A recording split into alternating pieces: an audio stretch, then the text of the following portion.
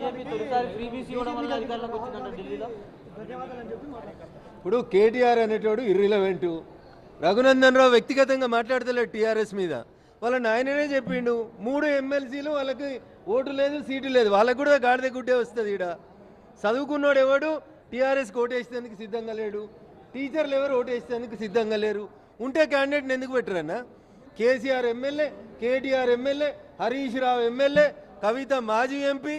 గాడ ఎలక్షన్లు అవుతుంటే చేతులు ముడుచుకొని ఎందుకు కూర్చున్నారు? కాబట్టి they have no role. Telangana రాజకీయ ముఖ చిత్రంలో టీఆర్ఎస్ పార్టీ అడ్రస్ గల్లంత అవుతుంది.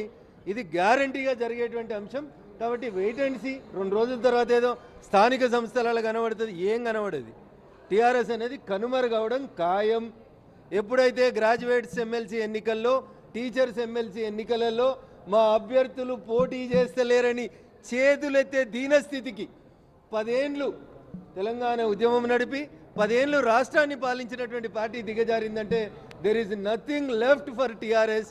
TRS, BRS, CRS compulsory retirement scheme ఇచ్చి టీఆర్ఎస్ని ఫామ్ హౌస్కే పరిమితం చేస్తూ ఉన్నాం. Thank you.